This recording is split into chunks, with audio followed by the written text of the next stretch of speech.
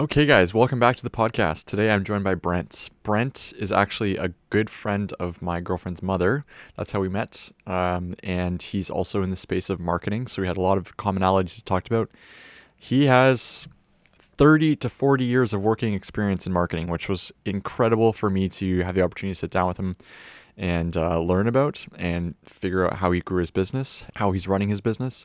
This was a conversation I very much enjoyed, and it's my conversation with Brent. Owned, earned, paid. Yes. What is this? Okay. Tell me. So owned, earned, paid is sort of versus paid, earned, owned, or paid, owned type of thing, is a model for advertising which kind of meets what currently is going on with a lot of the platforms. Mm-hmm. Meaning organic is what tells you what an ad is good or what piece of content is good. Yeah. Okay. So it used to be if you're a business, if you wanted to be seen by anybody, you have to pay. Yeah. Right? Yeah. And you could put crap out there and you pay. And if you put crap out there, you're going to pay more To get it further. whether Yeah. you know it or not. Yeah. So earned, owned, or owned, earned, paid is sitting there calling. You got your owned platforms, which is whatever, your Facebook page, your TikTok account, whatever it is that you're advertising, your Instagram account. And so you just post organic, Mm-hmm. consistently post organic. And if it's good, the platform, because this is what TikTok did and this is why TikTok became so amazing, Yeah. will now show it to more and more people. So you can really go quite far just purely organic. Mm-hmm. And so the concept is you take those ones, which now are resonating for whatever reason. Yeah. Yeah.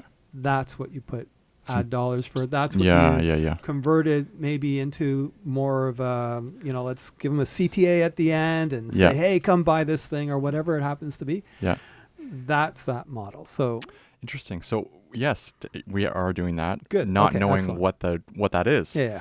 But just doing like some really cool paid advertising and some like stuff that's really call to action focused, and then just making it feel a little bit more not traditionally like an ad, like, hey, okay, buy this right now. It's Yep. like, what are you actually running into? What are you looking for as a solution? And then here, just so you know that we're here. So that's what we've Yeah. seen has been successful with some of our other clients. Specifically a gym in Oakville that we work with regularly. He's been just had the biggest problem of not realizing people didn't know he was actually there in the space. Mm. And knowing that he does a specific style of training, and then just being like, hey guys, I'm here and I'm available. So Yeah. Yeah. that was really fruitful. Do you do a question for you? I'm curious. Do you do the one flip side to that I like a lot is to use paid for ABCD testing, Yes. right? So you Yeah. put a little bit of dollars at the beginning. Should it Yeah. be this thumbnail? Should it be this intro? Should it be this? Yeah. Do that. And then there's your organic post. Yeah. Yeah. Yes. Okay. Yeah, we do that. That's Okay. cool.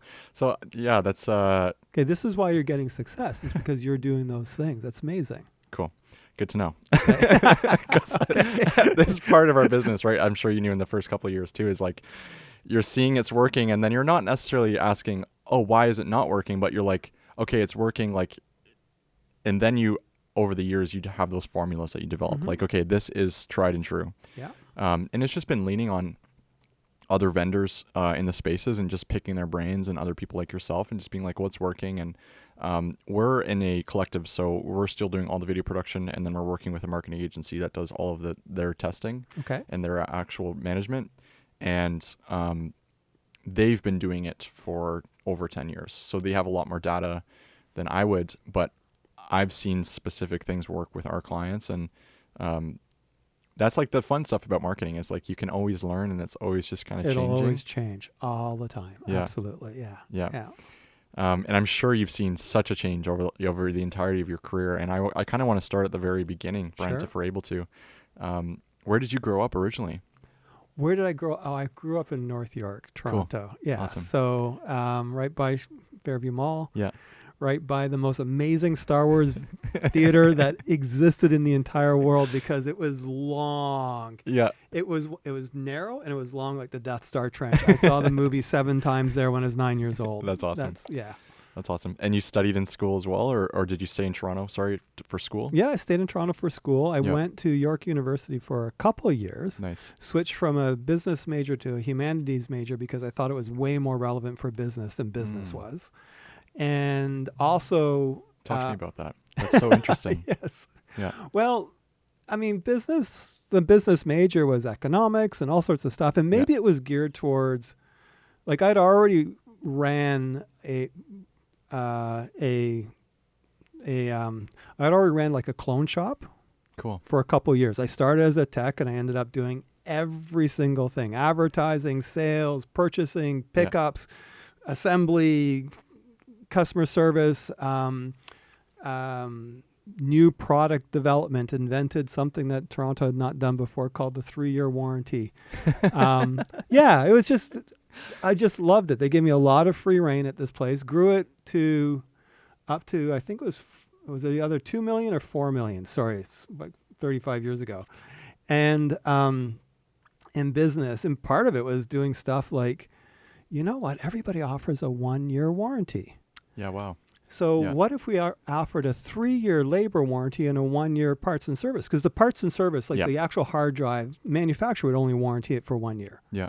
We could do a 3-year warranty. We're just sitting around here anyways. If it has a problem, we'll sell them a new one. Yeah. Free labor, sell them a new one. Yeah.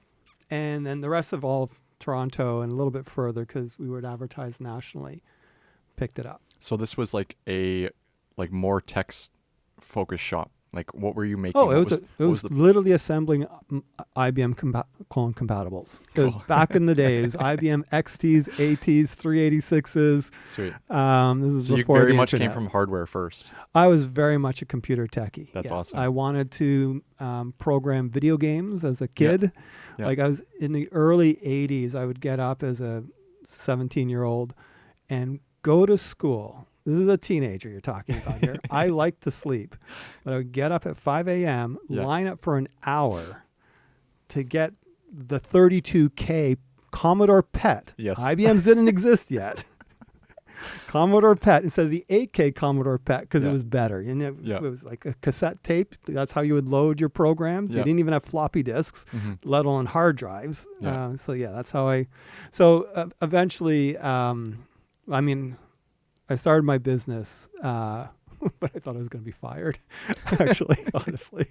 So this is already going so much. I love this. So how long were you at that role? And was it you, because you were able to grow the company, so you were obviously a part of a development team. And was it you and a couple other people, or what did it look like? Me, the two bosses, owners. Yeah. And then we did hire additional techies. Yeah. That was it. That's awesome. Yeah. I built How long were you there?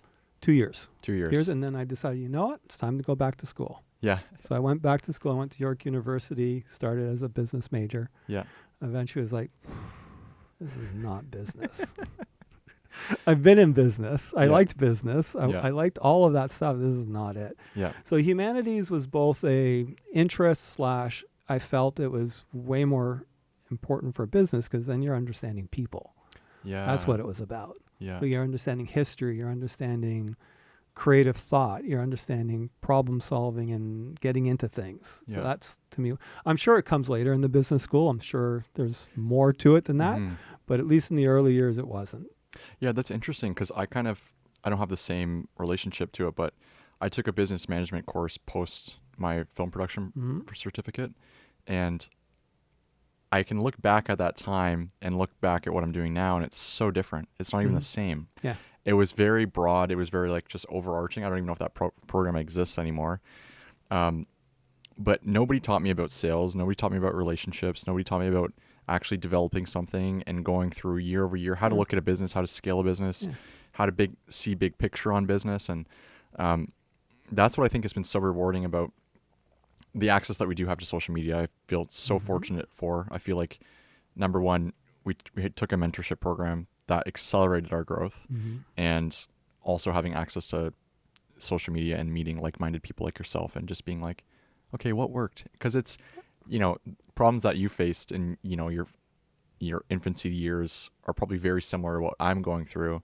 and then problems to scale it to, 5-6 million is going to be a lot different than what you're doing now. So there's different problems that come at different milestones, and I think it's really crucial to always just be like, how can I learn more, and how can I learn more? Well, I mean, it was there for a completely different reason, Yeah. right? It was there to give some sort of foundational base Yeah. from which you're going to go into a corporate life, Yeah, that's fair. which is Yeah. not business. At least Yeah. not the way I think. I mean, it's business, Yeah. but it's not business, Yeah. right? So Yeah. it wasn't there to be entrepreneurial. It wasn't there to understand. You would get that stuff after you're in the business. Yeah. So it was a thing. So when did you officially start what I know now as your marketing company? So we're about to go into our 30th year. So December Wow. 31st.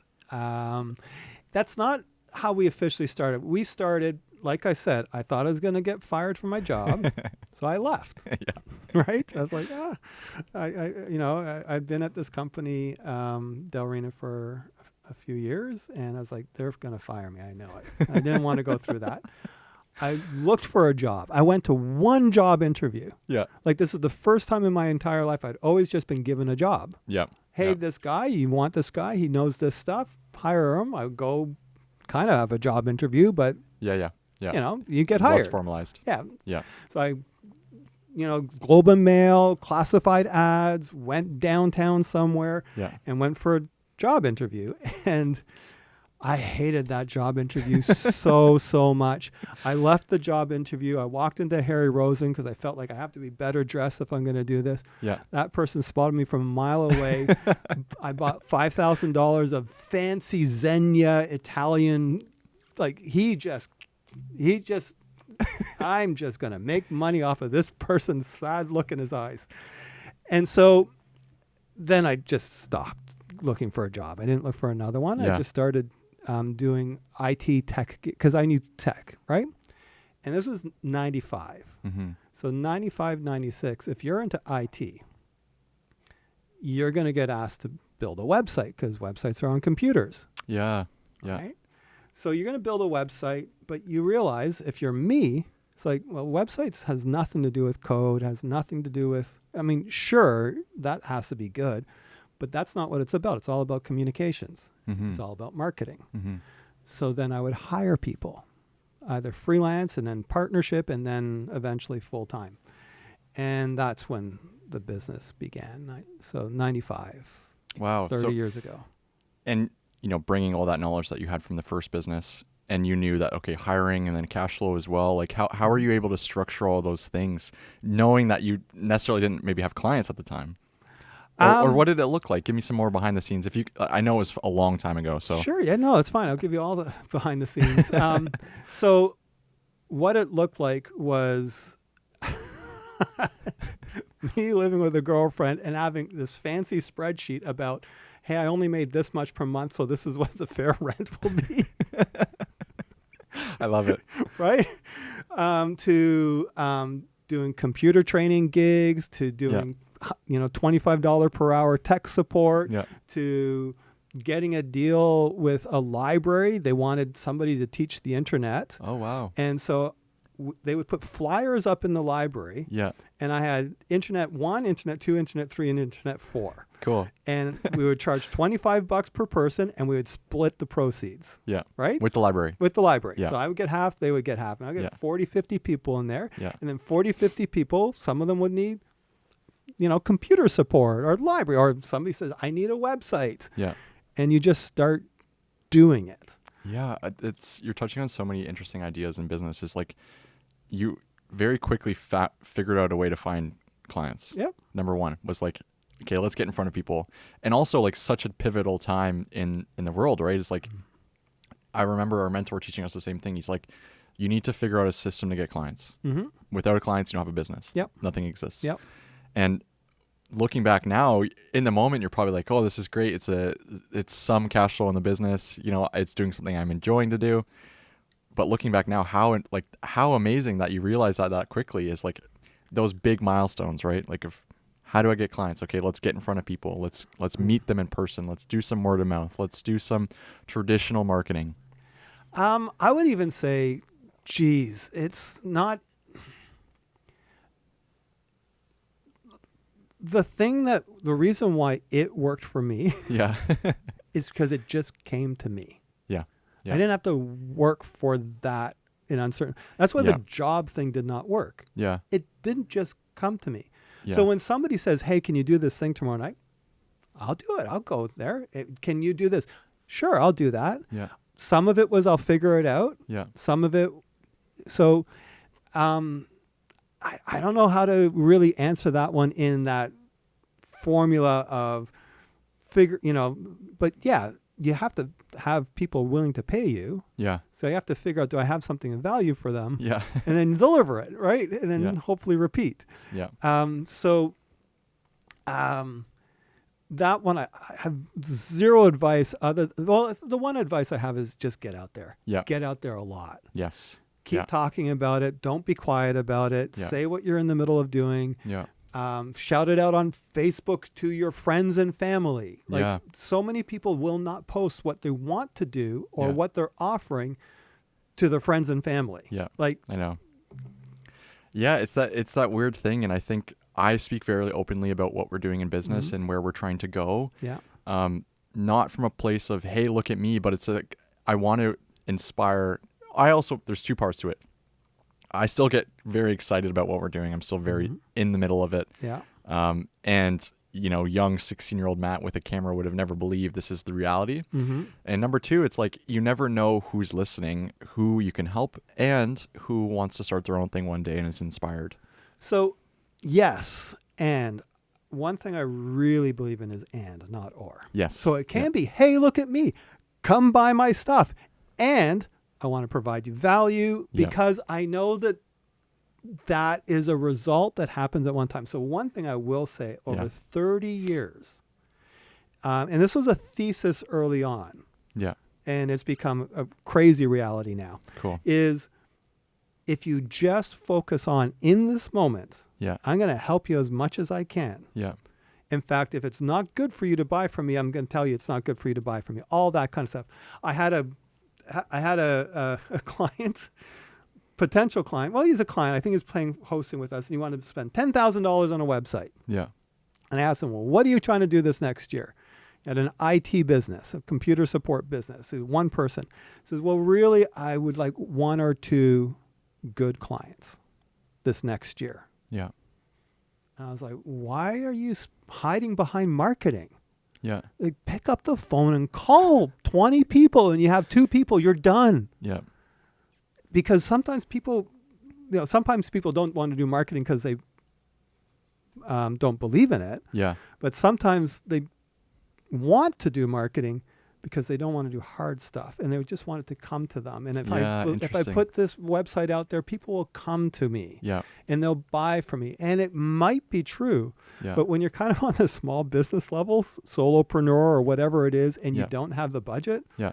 it's like, geez, go for the jugular. Don't just, Yeah. you got to take down that wildebeest or whatever it is that you want to eat now. Yes. Because that's what you need for next month or next. So Yeah. Next. Yeah. So yeah. that's what I was doing in the early days, was just being like, okay, where can I make my next buck, and what Mhm. can I bring value to this person? Yeah. And that's the reason why they're going to pay me. Yeah. These are huge, high level, like little moments. It's true. Cause Yeah. it's like, I talk to business owners like that all the time. It's like, oh, I have a couple clients. I'm a little comfy. And I'm like, okay, so you feel like you've done it, where Mhm. it's a never ending thing. Yeah. Right. And I think because of the way that our business is structured, all my energy is spent on sales and development. Nice. So I've really quickly learned how important it is to be sales focused first. And I tell my clients who are not using socials, Mhm. but have tons of business coming in, I'm like, you're doing all the word of mouth, we're doing all the referral, you're doing all that stuff, which is amazing, but you don't want to just have everything into one channel. Like, imagine if you had 2 or 3 extra huge projects come in from your website, your socials. Mhm. That's not going to hurt your business. It's going to be helpful. So I think you should look at it as like a full circle approach. And Yeah, I would even go one step further, say you need to be friendly to your future selves. yes. Or actually, no, I would even go one step backwards and say, okay, what's your ambition? It's one of the first questions I ask during sales. Yeah, What's same. your ambition? Yeah. If it's like, well, I kind of want, like, there is a coffee shop, which is an amazing coffee shop. They're small, but they do amazing stuff. The guy's super into it. And I'm like, oh my gosh, you should do socials. You should do this. And he looked at me and said, God, no. Right? Yeah. He doesn't want business. Yeah. He actually doesn't. Yeah. He has no ambition to grow. Yeah. He is the little tiny shop Yeah. that people who know him. Yeah. Everybody else don't want you to come here. I do not want caramel lattes being ordered from my shop. Yeah. Right? I do not want Google reviews and people coming in. Not what I want. Yeah. So it's important to know your ambition. Yes. Yeah. But if your ambition is whatever it is, I want to be in business 10 years from now. Yeah. I want to exit. I want to have a good thing for my kids. I want whatever it happens to be. If it has anything to do with what we usually think of as business, which is ongoing, continuous equity, increase, good salaries, all that kind of stuff, something brought to the world the way I think it should be brought to the world, whatever it is, Yeah. then yes, be friendly to your future self. Get into where the attention is, social media. Get into the news kid on the block, which is generative engine optimization and AI search and all that kind of stuff. It's a completely shift in user behavior. Get into brand and increasing your brand. Mm-hmm. The one thing I will say for those people that are usually rocking it, that many of us who want to bring them onto a social platform miss, is they've done the fundamental thing first, Mm-hmm. which is operationally they know what brand is, Yeah. Yeah. right? Yeah. That's the reason why people are returning. Yeah. So now imagine if you just got it capable of being more, Yeah. amplify it. Then you're being friendly to your future selves. Then you're giving you options that you didn't think you needed, Yeah. a year ago. I really like that saying. How much of that conversation do you think can be tied into like that coffee shop owner who doesn't want to grow? Mm-hmm. How much do you think of that as mindset? Because I do agree with you. I do think there are, like, I know exactly where I want to grow the business. I don't think it needs to live past, 500, 600K. I think it could be perfect there. Mm-hmm. But I've realized it can live there, but it takes ambition to want to know I can take it there. And I do wonder, me and my mentor have talked a lot. This is why I mention it, is like, are you, limiting your own mind because you think you can't grow it, or maybe you don't have the best systems in place and you don't want to put that work in to build the systems, find the better people, find the employees who give a shit, and you're kind of just in this weird limbo. Like, I do think there is some opportunity to talk about that, where it's like, sure, on the outside, you don't want to grow it because you have a bunch of clients and customers are coming in, repeat business, but is everything in your life perfect? Is the business, empowering you in your life the way it should or you want it to be? Or has it just become this thing that you don't really want to look at, So we're Kobayashi Zeit guys, right? The reason why we're Kobayashi Zeit guys is when Zeit guys came to me and said, hey, one of us is exiting, there's 2 partners, and we think you should buy us. That's awesome. And our team. Yeah. And I thought about it for a long time, and I went ahead with it. And the main thing that I said to my partner at the time was, this is going to make me grow as a person. Mm-hmm. Yeah. That was it. Yeah. And I would actually say more and more and more over the years, the selfish part of all of what I'm doing is to figure out who the fuck I am. Yeah. At the end of the day, and figure out, oh, this is me and boundaries. Jeez, I really like people to like me. I don't have any boundaries. How's that working out? Let me change that. Let me work on that. What does that mean? Yeah. Whatever it is, right? Yeah. So that what you're talking about is a level of self-awareness. Yeah. Even if you don't have it, just wanting it or exploring it. Yeah. And that's why that person sounds to me like they're self-aware enough to say, that's what I want. Now, it might be because I don't want the discomfort of firing and hiring. Yeah. I don't want the discomfort of whatever it is. Mm-hmm. In his case, he's like, coffee is God. I love this thing. Yeah. And so that means that I do not want, because it did happen to him. Yeah. The story that he tells is his friend on his way out of the coffee shop. There was like 6 22-year-old girls, women coming in. Yeah. And he just yells back, "Your caramel frappuccino is the best." And he was like livid because, that's all he's going to, and he's going to get reviews about it. And it's just going to become this thing. And they're not going to appreciate the coffee. Yeah. They're not into the coffee. I see. I can't talk to them about the coffee. Yeah. That's what I want in my life. I've done all the other stuff. This is what I want. Yeah. I don't care about learning about how to handle difficult conversations. So if I was like, I don't care about all that stuff, whatever it is, getting out there, networking, selling, cash flow, that does not bring me fun and interest and joy, then I shouldn't be doing the job I'm doing, and I would be out. I would either cap it, as you said, 300, 500K, 100K, 50K, go get a job, be a career, whatever it is. Yeah. I would do that instead. Yeah, exactly. Yeah. So you can have a business and not want it to be and not want it to grow. It's more of a job. It's more of a salary. Yeah. Right? You know what you're doing, and this is what you're going to do for hopefully as long as it'll happen. Yeah. Yeah. It's been really interesting for me to learn that over the last couple of years, is like realizing that everybody's business motivations and desires are so different. Yeah. And like just accepting that, and I've met some people in the past who've, had a really cool business idea and just didn't want to grow it. And I had to just at face value, accept that. Yeah. But talk to me about having now a 30-year business career and how has the team grown? What were you guys doing at the beginning and what is it now? And 30 years is something to like very, very tip your head at. I think you're now the longest business owner on the podcast. Have I won? On the podcast. All right. I think you're number one now. All right. So we just had a conversation. The team meeting had a conversation, and I said, because I feel like we're going through massive change right now. Our industry is going through massive change. The organization is going through massive change. Website, because we do website. That's what we do. Yeah. We have a very talented senior team that does websites, right? Design, development, visioning, figuring out what all it's supposed to be, integrations, a lot of stuff, right?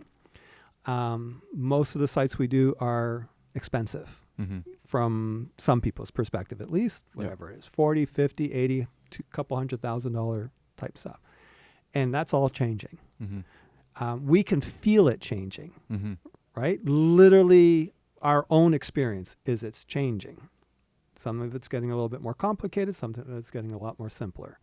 We can feel the industry, at least a little bit that we have a window of, changing. We can hear conversations about changing. So, one of the things that we talking about a 30-year-old company, is we have to be a young company again. Have to be. Yeah. I believe. Yeah. So a year ago, I spoke with a colleague of mine in Montreal, and we were talking about AI and all this stuff that's changing and all this type of thing. And he said, I'm tired. I don't want to. I want to keep doing my maintenance clients. I want to keep doing what I'm doing. Yeah. I do not want to relearn something completely new and start over again. And then a few months ago, as we're going through all this stuff, I was talking with my two members. Said, yeah, this is all great what you're talking about, but I'm not 22 anymore. Right? Because we need to learn this stuff fast. Yeah. And embrace it and kill ourselves as quickly as we can so that we can actually be on the other end of it. Yeah. Because otherwise we're just going to be one of those printers that sold their $10 million machine for $1.5 million. Yeah. Yeah. Yeah. Lost, got whatever money I could get out of it, but it didn't make any sense. So that's what a 30-year-old company feels like right now in my mind. And I think more and more of them are feeling that way, is that we need energy to reinvent and jump onto this next bandwagon, which is a huge industry across the board changer. Yeah, for sure. From our perspective. Yeah. What do you think that change looks like on the other side? Are you far enough into it now where you can see the end of the tunnel, or? No. So there's a few things that we're doing. One is going more up market. Yeah. Right. So getting bigger and bigger and bigger clients. One is becoming more efficient so we can go down market, which is like, okay, listen, instead of doing the $20,000 website that we were to do, it's going to be $1,000 a month, and this is all the stuff we're going to do for you. Yeah. Right? Turn it into a subscription model, turn it into whatever that happens to be, especially if our experience and pedigree has value to add. And that's the one thing that we keep saying is, okay, if we can do something like that, Yeah. which we used to make money, we made good money 3 years ago doing it, but now it's so easy. Then you want to do that and then just say, you know what, this and then shift it. And you know what, if we did it this way, now that's even better.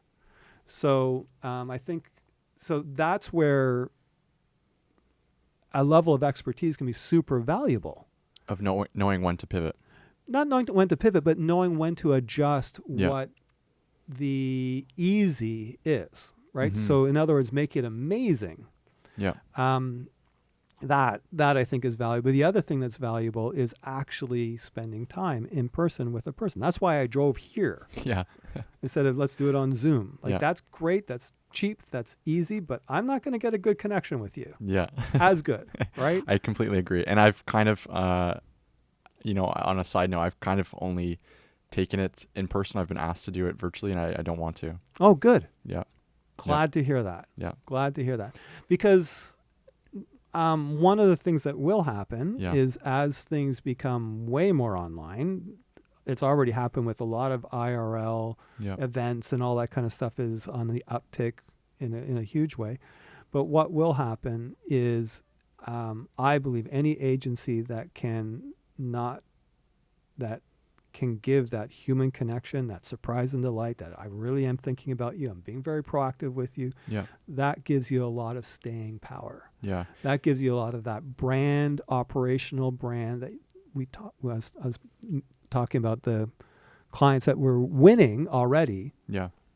and they're like, why do I need social? It's like, I would like to be like, social is going to amplify what we're doing, but we need to win, like tremendously win, like have such stickiness, have it to the point where can we get our clients to be ambassadors of you've got to work with these people. Yeah. Yeah. Then we've got staying power. Yeah. It's interesting. Like if you look at any other traditional industry in the hospitality industry, for example, like I worked before we started the business, I was working at a Marriott hotel for years. And the reason it's a Marriott hotel, everyone understands what that means, is because of the connection that is taught to you on how to bring. And I think the same principle can be applied with business. Oh, good. Yeah. And I think it should be. And it's just like, I'm here every day, right? There's probably 30 other business owners here. And it feels so much more real. Yes. You know what I mean? Yeah. We hadn't for quite some time, but we recently started coming back into the office. Yeah. Not every day of the week. Yeah. I explained to the team, it's mostly for my own personal energy. Like, it is really selfish. Yeah. Part of it was like, I need babysitting because I'm not as productive if people aren't around me, right? But also because there's something to that level of connection, which maybe it isn't supremely productive, but I believe in the long term it is exponentially productive. Yeah, and we're having the same conversations on my team as well. So Troy's normally here at the same time I'm here. We have a shooter, Liam, that we work very closely with, and he's in the new year. We've discussed, like, give me specific dates. Like, again, I'm not going to hold you to it. It's not going to be a mandate, but I just want to be able to get stuff done. I want to see you more than once a month, right? Yeah. And so many interesting questions. Like, I've 3 questions. How is what you're doing now different from the day-to-day? What does your actual role look like? Number 2 is like, how do you know that you need to be a younger company? And I think a lot of founders get in their own way about stuff like this. And this is why I ask, because it's really easy to like look at yourself as I'm the founder CEO and this is the way we're doing things. We're not changing. This is how we've always done things. And then like also with the work from home thing too, like coming back in the office and having the level of ownership and honesty with your team, being like, listen, you guys can do what you need to do on your own lives because you have your own families, etc. But for me, like, this is what I would like, and this is what I'm going to do. So if you want to join me, you're happy to. It didn't go that way. I actually said, hey, this is what we're doing in this. So that was me practicing, right? Sure. So, first of all, I do not have the answers. I do explain to the team, listen, almost every decision I'm ever going to make is not going to be 100% correct. It's probably not going to be 0% correct either. Yeah. So it's going to be Somewhere in the middle. Yeah. And so one of the things I've gotten more comfortable with is just make decisions. I repeat Yes. this over and Yes. over to Yeah. my team. Yeah. Businesses move at the speed of a decision. Yes. So make decisions, right? Businesses move at the speed of decisions. Yeah. Make decisions. It's okay. We even get to the point where I don't want to review or edit. This is still kind of in trial. Yeah. Anything that's going on our social media until it's published. Yeah. Because I want somebody to make a decision. This is what I think is best. This is the level of proofreading or whatever it is that I think that I'm going to do with it. And I'm going to publish it. Mm-hmm. And now we're going to learn from whatever it was. Oh, there is a typo. Okay. Yeah. That means something's in there. And if I'm the typo person, that's a really shitty use of my time. Right? It's shitty use of everybody. So who should own that? Right? Yeah. Type thing. Yeah. What was the original question? Also, how do you just adapt? How do you adapt and knowing that you need to stay young without getting in your own way as a founder? So one is just know that you're wrong most of the time, and that it's the whole pilot flying thing. The pilot doesn't sit there and say, this is the direction I'm going. It's like, I'm going to adjust, I'm going to adjust, I'm going to adjust. I'm making it. This is where you generally know where you're going. And then when you generally don't know where you're going, then you're like, ask the question, where should I go? One of the things I'm really, I've done a lot of coaching. And one of the things I would often like to say is ask yourself the question, but just don't answer it. It's okay. So you've done coaching yourself, you're saying, or with both. other people? Both. I've coached other people, and I've also done a lot of coaching myself. Yeah. And so one of the things is always ask yourself the question. If there's a big question, write it down every single day. Yeah. Whatever that. When I went through huge life changes, I wrote down love myself every single day. I needed a reminder. Yeah. Because it wasn't feeling good. Yeah. And I was forgetting that part of the equation. Yeah. Still accountability, still what the hell was I doing? Still, I don't like all of this stuff or whatever it is, but also remember this part. Yeah. So one of the things that I tend to do is find some level of consistency, whatever that clarity is, that direction I'm going, that destination that I kind of want, and then move in that direction. Yeah. Be vocal about moving in that direction.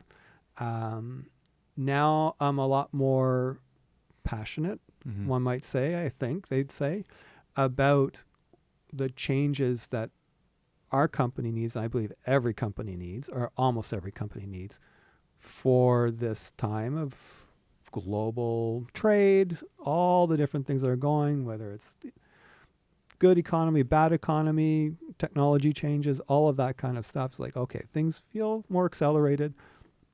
And then trying to figure out, how do you decide if you're going to be a young company? I think it's really either you're going to get to it just because your cash tells you it's needed, right? Yeah. That's one way, right? And so if you don't have good cash systems, you might not see it. Yes, that's true. So if you're like, we've been through insolvency. We've been through, I don't have $10,000 to pay source deductions on the 15th of the month. I'm going to be a day late. One day. And I know this is happening. I can't pay on the 15th. I'm going to pay on the 17th. 2 days late. I know because I'm 2 days late, I'm going to pay a $2,000 fine. Like loan shark, mafia level. expensive, Yeah. right? Yeah. I've been that. Like that's the government saying, we don't like it when you take source deductions and don't pay us. Yeah. We're gonna make sure you feel that. Yeah. All right. And so it's coming. So I've been there. Yeah. So I have, a very tight rein on our cash flow and on our expense and on our revenue and on our productivity. And what does that mean a month or two from now? What have we sold? What have we not sold? Mm-hmm. What do you use to track that? Like, how have you developed that system? Because that's something in our business. It is the most glorious Excel spreadsheet you will ever see. I love that. If none of this works out, I'm just going to be like, know what? You need Excel help? Yeah, I'll be the do guy. Excel. I just added a new thing the other day. I got so excited about it. I'm showing my partner, look at this stuff that I just did. And she's like, okay, yeah, very cool. So yeah. That's awesome. Yeah, I kind of have the same. I live and die by the spreadsheet that Troy's dad showed us in our first year because he's also in business. Just a projected cash flow statement. Yep. It's not 100% like I shouldn't only live and die by that. Like I need QuickBooks P&L statements as well. But sure. We have Xero. We have our billing system. We have all that stuff. But all of that from a cash flow perspective feeds into. Yeah. But that stuff I've realized has been like the big game changer stuff in the business is like all these little things that you do to monitor the forecasting and all that sort of thing. And like, because data is just like, and I see this in business owners who are just starting, who don't have any of this kind of ideas of where things are coming. They're just like, oh, the money's in the account. That's great. I'm like, okay, you need to look ahead a little bit more, because for us, like we were so project by project, right? Like I needed to forecast, okay, if I'm trying to pay myself a certain amount for the year, I need to bring this amount of projects in and then reverse engineer backwards. Yeah. And that's kind of how I've been living and dying by the spreadsheet, and it's also been really fun because you can plug numbers in to want to know, hey, if I want to make X amount a year personally, what does that actually look like? How do I reverse engineer the numbers backwards? And then what does that mean as far as the sales and outreach side as well? So if I need to book 2 projects at $10,000 a month, how many people do I need to talk to? How many people do I need to touch hands with? Like all that sort of thing. And I think I think you're looking at things in a very similar perspective. Absolutely. And what it tells me is, what should I focus on? Or should something be yanking my attention? And usually your cash flow doesn't yank your attention nearly enough because you're making it work, right? But you're not looking 3 months out or 6 months out, and you're not thinking from a little bit of a bigger perspective. So that's what that does for me. It's like, okay, now is a time when I need to work on operations, operation efficiencies, all that kind of stuff. I'm going to get a little bit more into our project management, our PMO kind of stuff, where it's like we need these systems a little bit ironed out better because we're struggling with our service delivery and we're repeating ourselves too much and whatever that happens to be. And I've sold out 6 months. I'm fine. Yeah. Right. I'm not worried about that. Or I've sold out 6 months and I've been through this a few times. So let's really get that marketing engine really ramped up because I want my 9th month and my 12th month type thing. Yeah. Yeah, I'm looking at it in the same way. So I told you we recently started to offer full service. Yeah. And this will come out later. So this is now what we're offering. And I had a goal. I was going to close 1 more retainer for the rest of the year. I've been able to close 3. And aiming towards a couple more.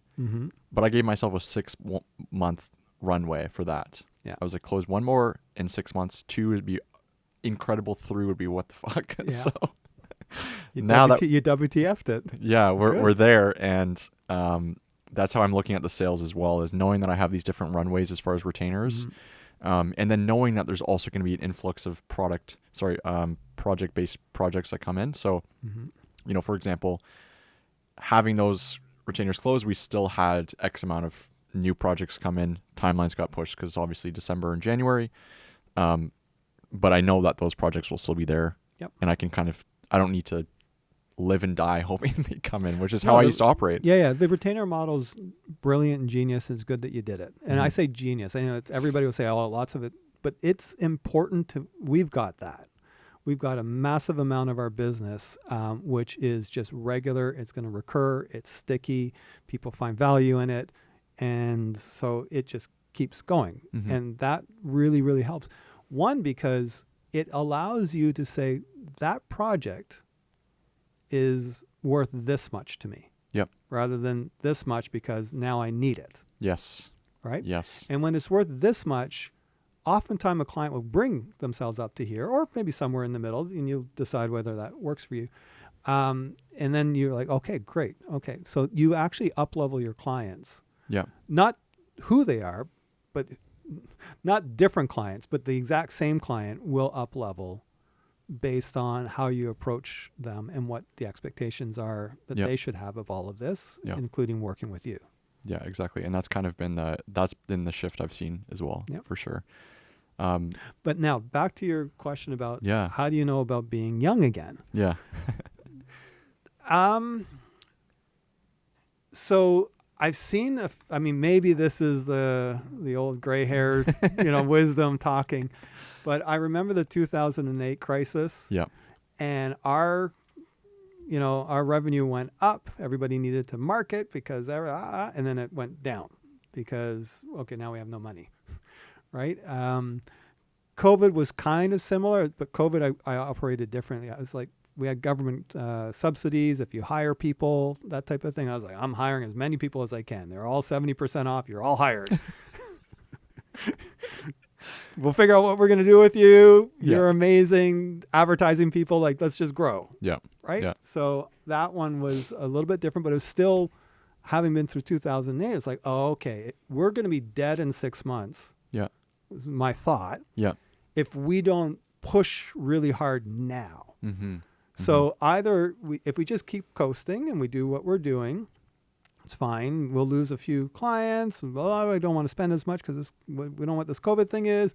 And then it'll just get worse and worse and worse, right? Yeah. So let's push ourselves up so that we can now be okay if things ease off. Yeah, And you'll end up in a different place anyways. Exactly. So we definitely grew and maintained we went up to 12. We're now at 9. So Yeah. we started COVID at 6, doubled, and then came down. Yeah. Right? So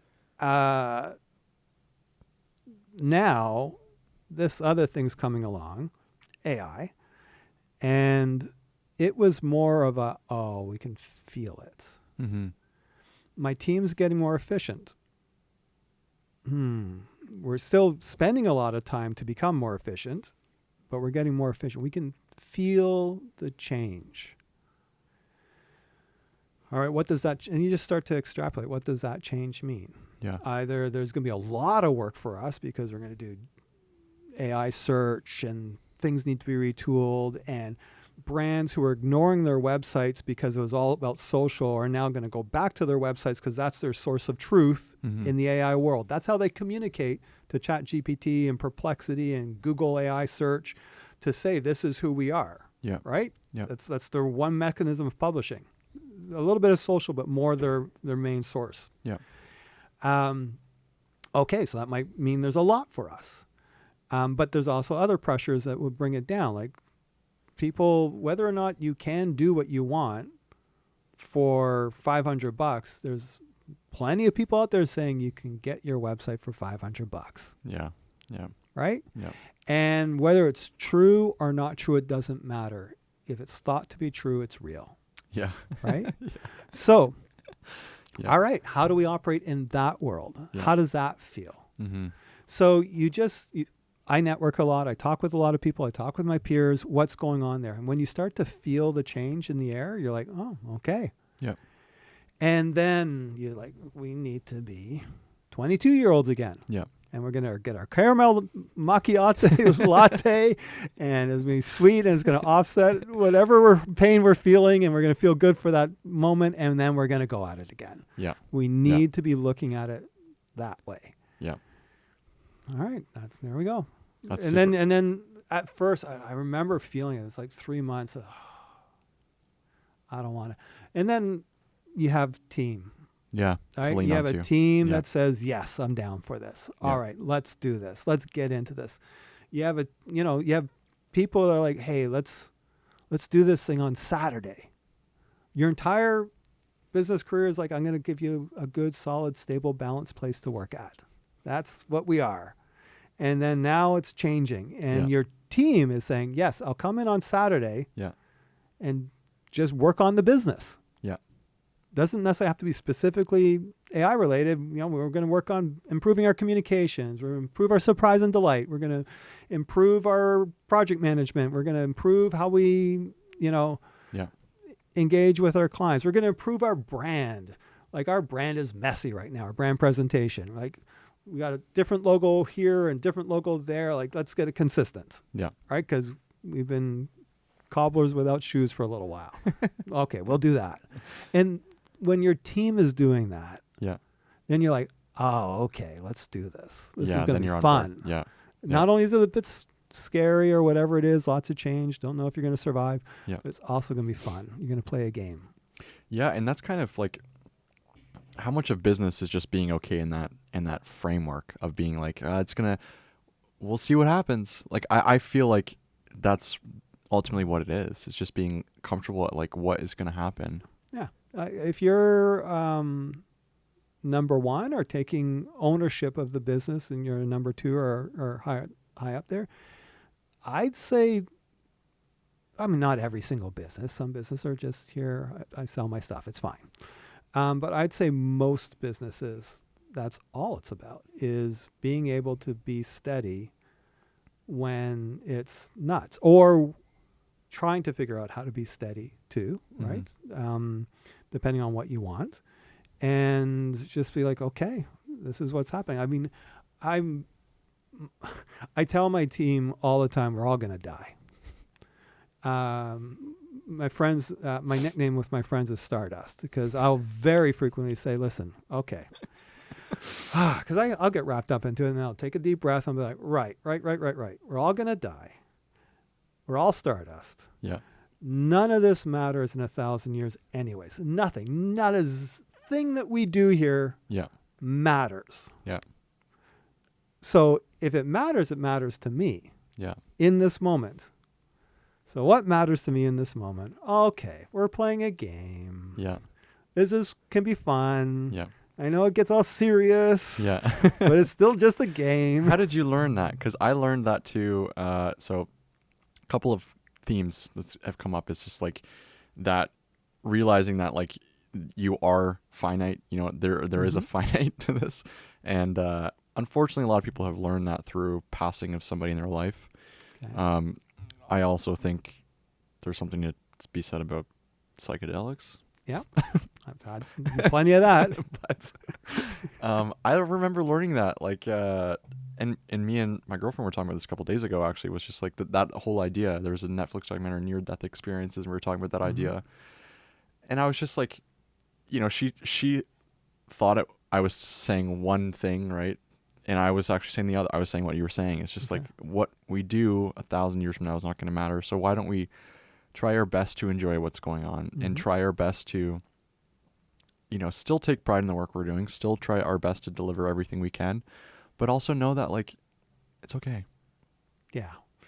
So how do you get to that? So some of it is just however you were raised, born, went through whatever you went through as a kid, all that kind of stuff. It could be people dying. It could be however you interpret it. Part of me is a little bit of a coping mechanism. One of the things, if my parents were fighting and I didn't like it, I would disassociate. Not disassociate as in I'm just not here, blah, blah, blah. I would go to a mental and just manage the situation. Yeah. So I disconnect from the emotions. All right, Mom, this is what you're thinking. All right, Dad, this is what you're saying. Hey, this is kind of true here. And I'll do this kind of management in my.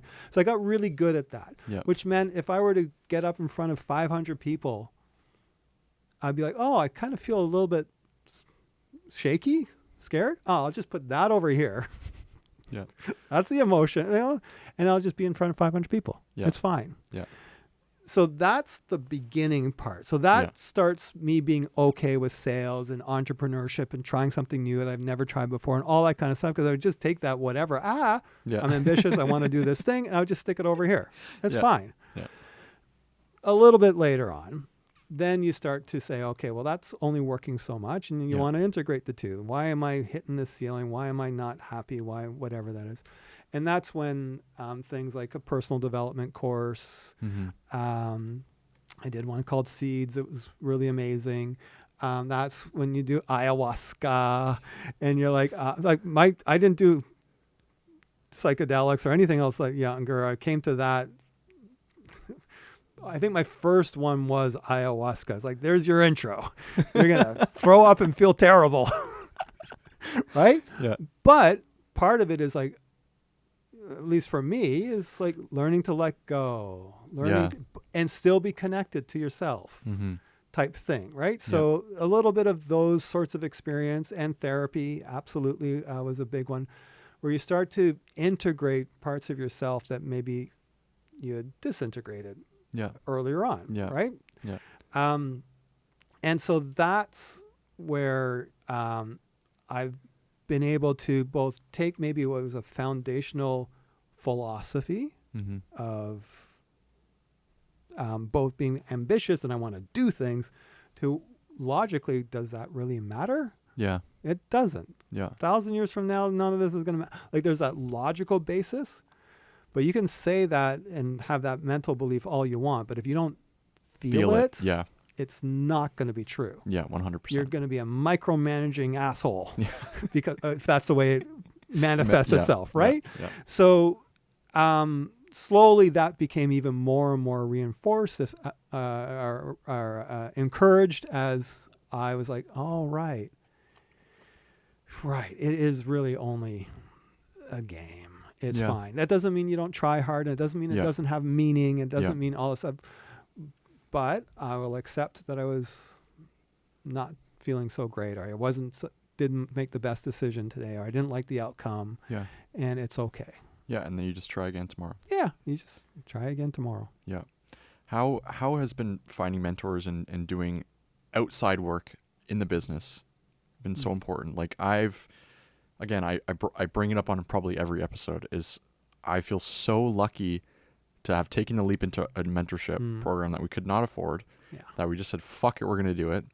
Because it just, like, it's all of these lessons that I'm learning, that I've learned in 3 formal years that I've just accelerated. Like, we'd probably be in the spot we're in right now in year 7, but that's 7 years of just like, what the fuck? Yeah. We're here now in year 3. So it's like, I'm a huge believer in mentorship. I think most of the business owners that I'm talking to who are really successful in high level thinking have some sort of mentorship, or are doing some, workshops. Like you've sent me a couple of them, and all of that outside the business work that affects the business, runs the business. And talk to me about that relationship. So I've got 2 things. One is absolutely mentorship. Yeah. Absolutely. I've gotten some of the best things out of business mentors and life mentors, 100%.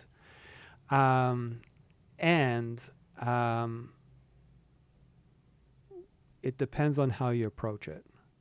So for me right now, there's not a lot of mentorship going on because I realize for me, depending on what overwhelm I'm really feeling, I want to take my hands off the wheel. Yeah.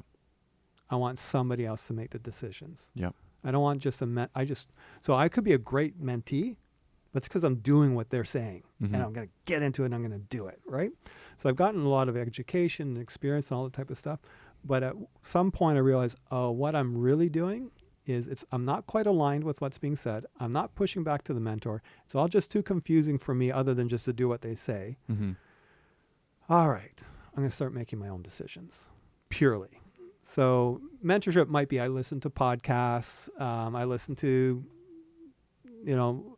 inputs, right? I do like inputs. I do like to talk what's going on with you, what's worked with you, all that kind of stuff, whatever that might be, books and that type of thing. But at the moment, for me, what sits well is to make more decisions own it, and then adjust. Yeah. So I'm going through that phase in my life right now. Mm-hmm. I've seen people approach mentors in a completely different way, Mm-hmm. where it is less about, well, it may even be about, I can't be fully hands on wheels. I need a little bit of guidance here, and that could work totally fine. Yeah. But for me, where I'm at right now, not a good idea. Yeah. Yeah. Yeah. Not at least not what I want. There's a few people in my life who are like, you really need a mentor. And I'm like, yeah, I know, but I really want to do it this way. Yeah. So it's just me being self-aware of what I want. Yeah, and it's seasonality too, right? There's a seasons of learning, Yep. and then there's a seasons of actions. Yep. And we have an ongoing mentor that we meet with. His business model is changing a little bit, and like I know that I didn't want to take on a mentor this year, a new mentor, in the later half of the year, because I knew that I just needed to actually put the work in. I needed to sign some clients. I needed to do it. I need to prove that I myself I can do it, and I've done that. So now next year, the things I'm going to be looking at for mentorship is project management. How do I manage? How do I manage a lot of the, if we 4x the business we're doing, how do I keep up with that without dropping the ball?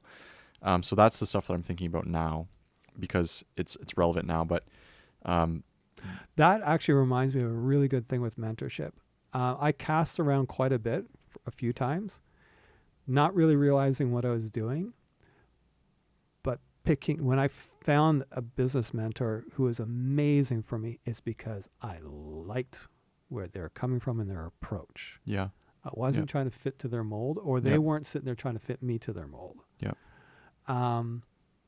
So that was more like, so in other words, figuring out, just like you're hiring somebody. So just because that person's done business before doesn't mean that they're going to fit for you. Yeah. So actually sit down and say, what are my, you want project management, you want this, you want that, whatever it is, be very clear with where you're going. It will also help you in that specific mentor-mentee relationship. Same thing with coaching. Yeah. Because if you've got an outcome that you are saying, this is what I want and need, they might actually say, oh, I actually have somebody for you. Yeah. Not me. Yeah, exactly. Right? Yeah, because you have to look at what their specific offerings are, right? And I think that's kind of challenging with some coaches sometimes. Like you don't exactly know what they're offering. The ones that I've gone through, I found through the internet, and we've met in person, and that's been really cool because it's always been very clear. We will take you from this to this and this to this. And there's a lot of that on the internet that's fluff, but I think there is some truth to some of these coaches out there.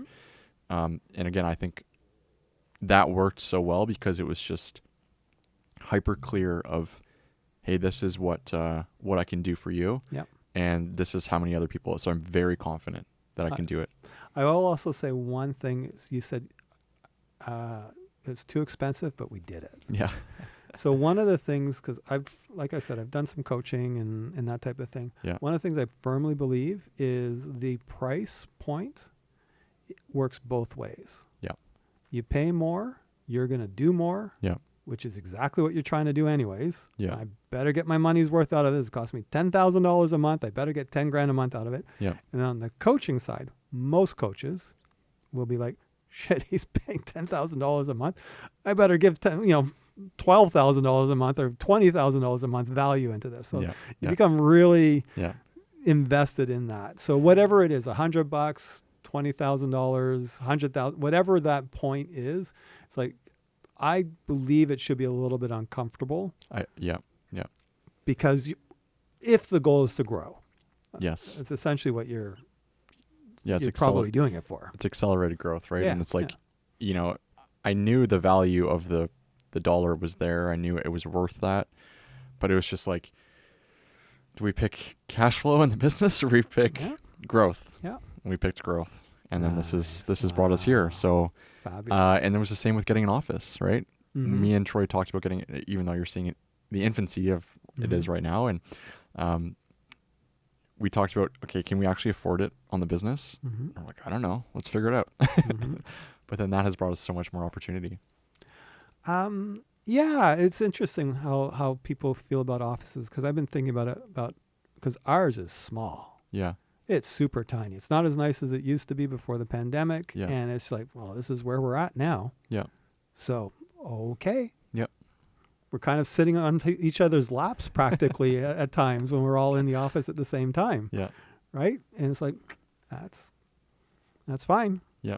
And I've gone through it in my head a few times. Like, oh, I feel slightly embarrassed by this. Mm-hmm. Okay. What does that really mean? I was like, you know what? I don't care. Yeah.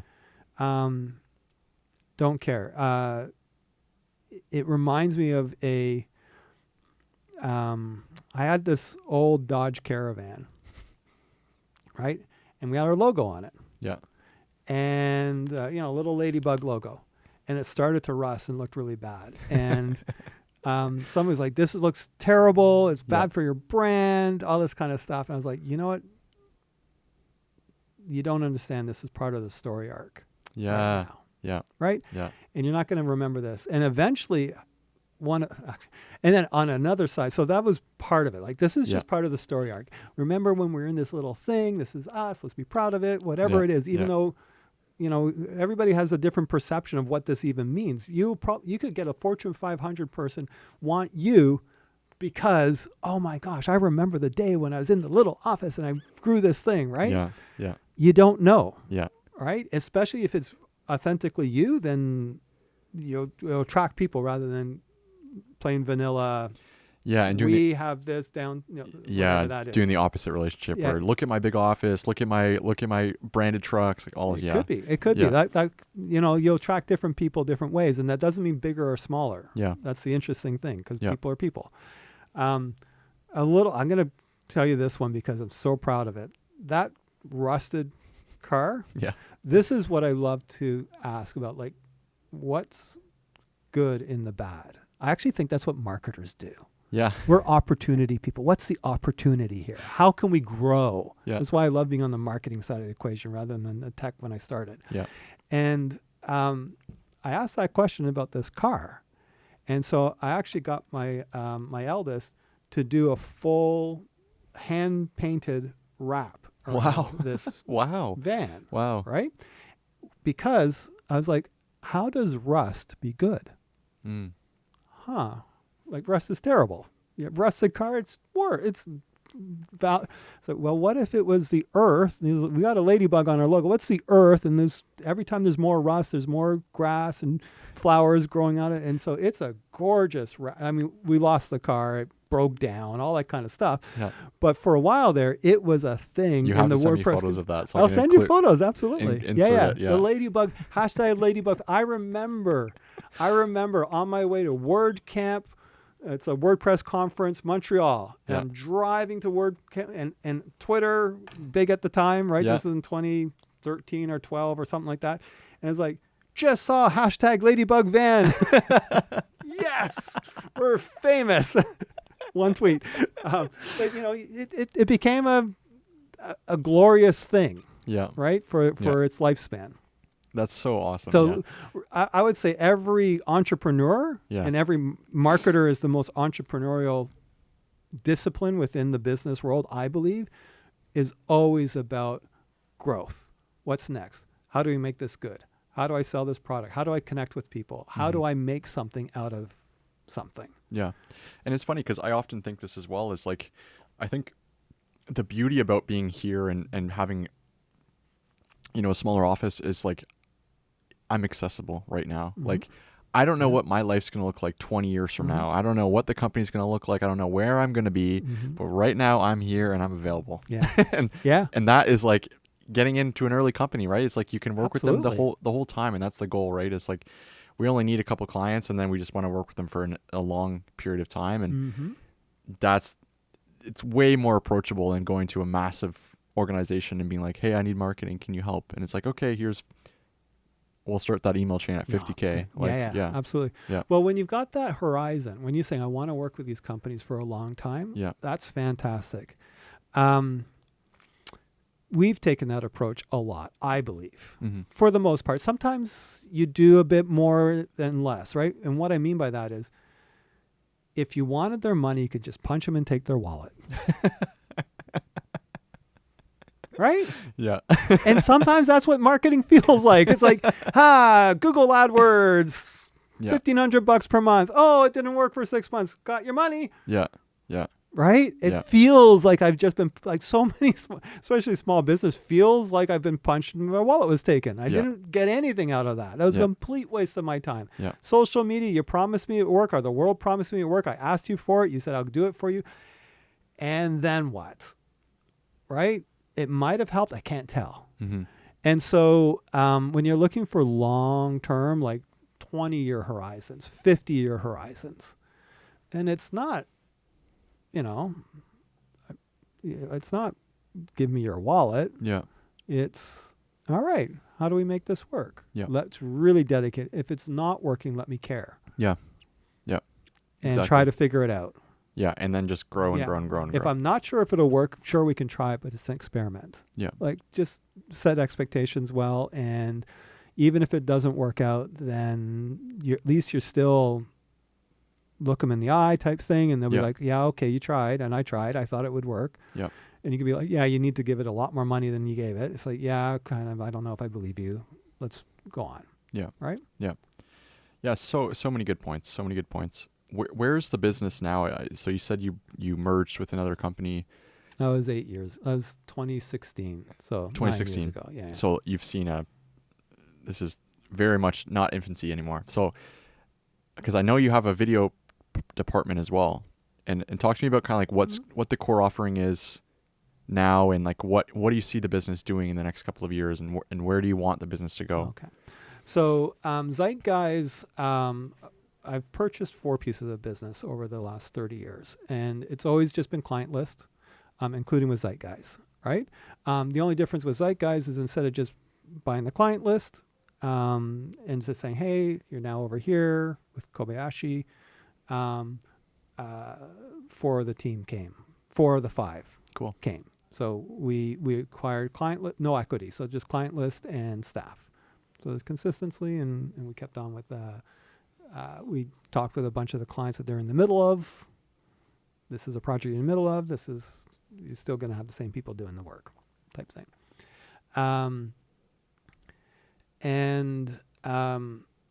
So it's always been essentially one company.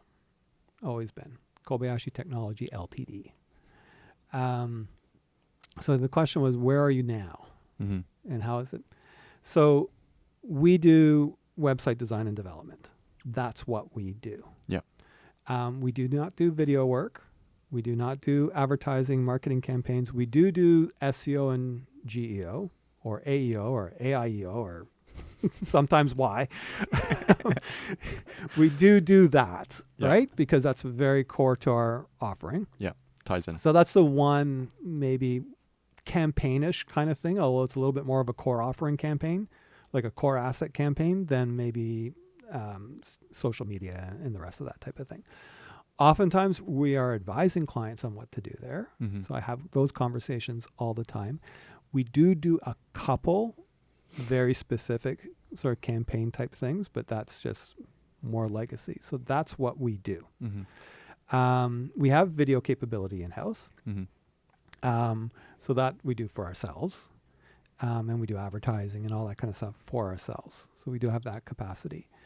And that's changed over the years. We've been full service at times. We've been certain services. But website's been consistent throughout the whole thing. And that's what we do really, really well. Like, Yeah. we have our systems, we have our processes.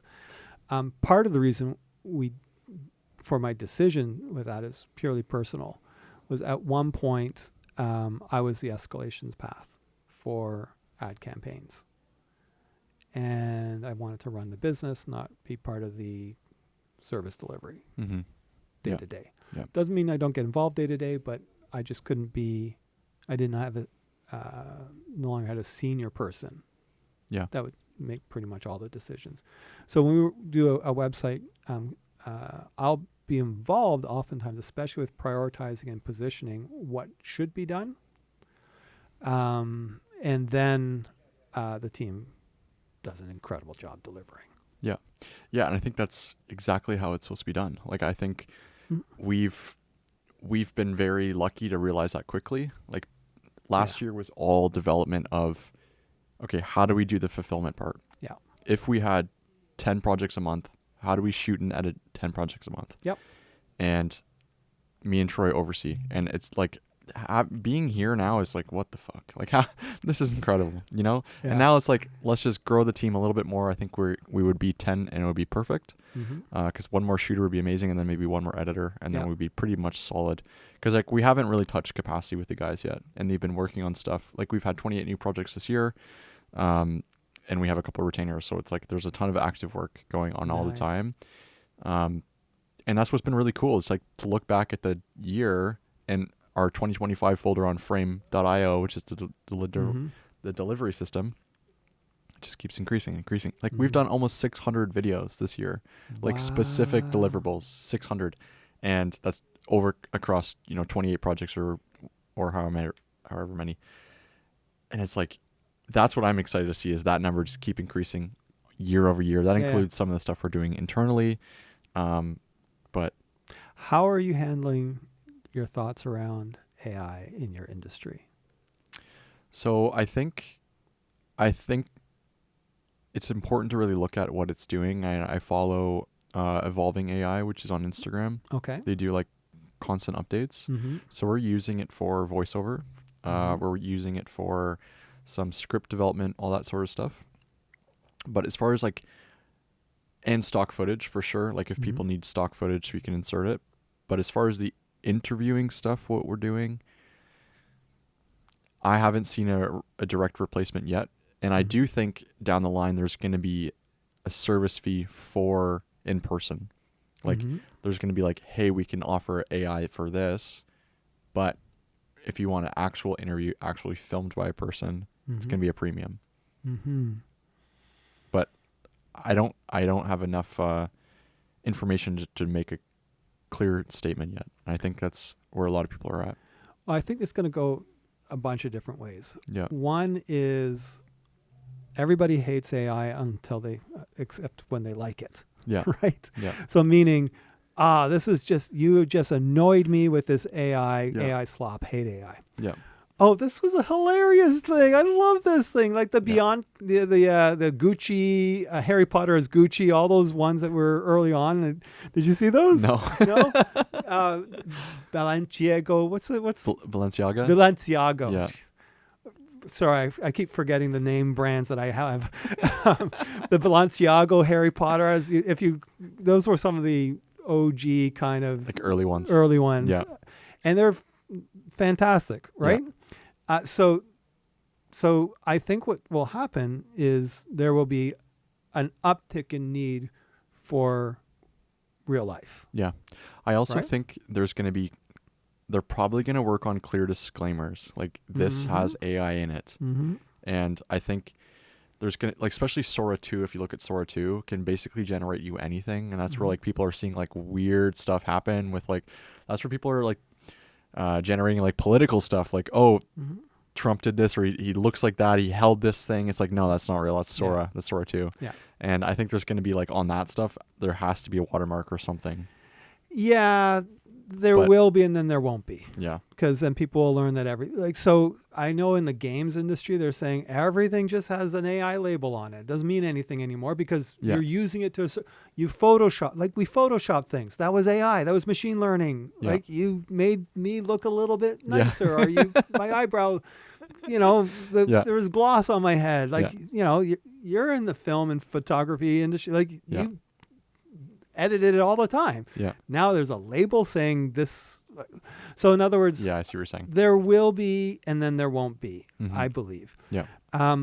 But what will also happen, this is the thing that I counsel people when they're talking about offshoring. It's like, I'm not worried about website developers from India because they can't speak my language. It's a heavy accent and it's the wrong time zone. And I would tell them, I was like, really? There's 1 billion people over there that are smart people. Yeah. They can figure out, they will hire me, who looks like me in Canada, to talk like me in Canada and sell you a website being done over there. Yeah. And that's happening. Yeah. Right? That is not. So when people talk about AI that way, Yes, I agree. There might be a real need for this. Mm-hmm. I do believe. And I can see a future where, you know what? Let's write the script. Or let's Yeah. let ChatGPT write the script. We're going to edit it a little bit. Yeah. Make it a little bit more you, a little bit more that. I've got my expertise. I know how a storyline can go. This is pretty close, but we're going to shift it slightly. Mm-hmm. That's better now. Yeah. That's the value I'm adding. Yeah. Even me getting you, and you know what? We've already got your video clone. Yeah. You're going to deliver it, and we're going to do 1,000 variations. Good? Yeah. Got it. Yeah. And away it goes. Yeah. And that's video. Yeah. Or it could be, you know what? It's an event. There's 100 people at this place. You can't fake that. Yeah. Yet, maybe. As of right now. Right? And we're going to film that. And it's a real thing. Yeah. And we might be able to make it into 1,000 different variations or this and that. And it's easy to chop up and Yeah. find the sweet spots and all that type of stuff. That might be it. Yeah. So whatever it is, I'm like, yes, and don't Yeah. dismiss Yeah. that there's a reality that might be on the other side of it. And what might be very true is this might be like Sandalman, right? We were talking about it this morning, my team and I. Hector gets his sandals done. Not his sandals, his shoes done at a cobbler. People don't use cobblers anymore. You don't need to have 1,000 cobblers anymore. Yeah. But if you have one that does it, then the people that really want nice shoes redone is going to go to the one. Yeah. Yeah. Right? Exactly. So you being able to have this kind of, like, I'm having a much better time in person. So I might pay for this. Yeah. Whether you can do all the rest of it on AI or not, I might pay for this. Yeah. Yeah. This is worth it. Yeah, and I think that's going to remain constant. That's kind of what I was saying is like, I think there's going to be such a premium to. No, I'd rather it be in person. I'd rather I'm going to pay for a person. Absolutely, I comes agree. Comes with this fee. Yes, exactly. It does. Yeah. You know, I'm not going to be able to be my most animated self or clear. You know, even if it just lets me think out my thoughts. Oh, that maybe clarify my thoughts and communicate it. Yeah. Absolutely. Yeah. So that I agree with. That could be the unique thing that can be brought. And you do a good job at this. You're actually a really good interviewer. Thank you. Thank you very much. Thank you. And yeah, that's been an hour 22. Jeez. Okay. Flew by. Oh yeah. Flew by. It did. Anything else you want to add, or where can people find you, and what would you say to anybody listening at the very end? Well, you can find us at kobayashi.ca. That's KOBAYASHI.ca. Probably somewhere here. And you can reach out to me. Reach out to me on LinkedIn. If any of this resonated with you or you want to chat, by all means, reach out to me. Very interested, big or small. Like literally, I'll have conversations with the smallest of companies that they shouldn't hire us. It's not the right decision. Just to make sure you're set off in the right direction. I've seen so much wasted money in this industry. Yeah. And not just wasted money. It's not just the money that went out the door. Oh, I spent $5,000. It wasn't worth it. It's more that you now did not spend the next $100,000 that you should have. Yes, because that was your one. You tried it and it didn't work. Yeah. Right? Yeah. Because either they sucked, maybe you sucked at the time, you didn't have the right product to market fit. There's a whole bunch of things. So let's figure it out and let's sequence you properly. That I would be very interested in chatting with anybody about that. And then if you need a really rockin' website, you talk with us. Mm-hmm. Absolutely. I would consider us one of the best teams out there. Certainly in Toronto, definitely in Canada. Yeah. We can probably go toe to toe with a lot of others out there. I would say, I mean, there's a few things we talked about today, but really figuring out yourself. If you don't know the answer to that question, just ask the question, leave the answer open for a while, keep coming back to it. You'll get it. It will come back to you. Because that will give you some guidance on what you should be doing. And if you think you're still in the game, then figure out how to be young again. Get Yeah. a team that gets you young, get an office environment that gets you young. And young in terms of you just know you have a lot of time to figure this out. Mm-hmm. Because, when you're in your 40s, 50s, I'm almost 60, I'm 57. When you're at that point, you feel like you don't have a lot of time. Yeah. When you're 22, 32 is ages away. Mm-hmm. So 10 years seems like a long time. If you've been in it a long time, you're like, oh, geez, that was just 50 years. That went by in a blink. 10 years is nothing. Yeah. It's still a long time. Yeah. It's still a long time. Or treat it like a long time, and that's how you handle your day-to-day. Yeah. So figure out how to get that energy if you're still in the game. Yeah. That's amazing advice. Yeah. Yeah. Yeah. Jesse, I think it's Wetler.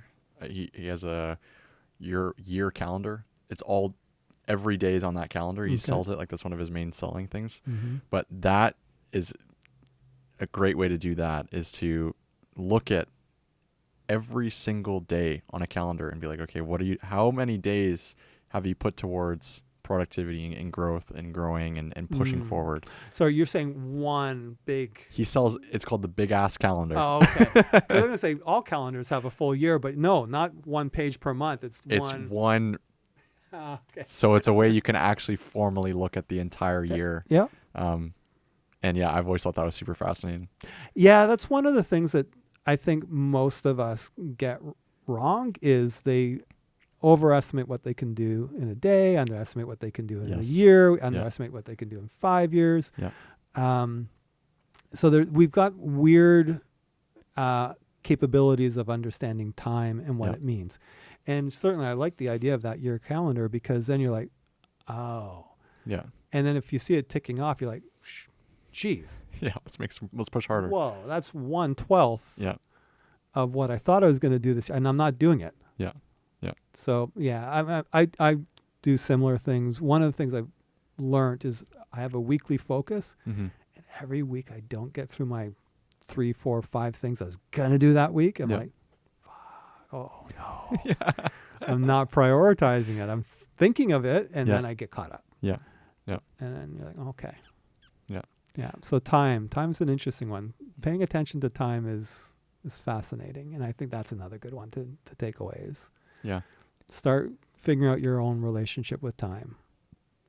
Yeah, absolutely. Okay. All right. I think this was great. Thank you so much for the time. Yeah, that was fun. Okay.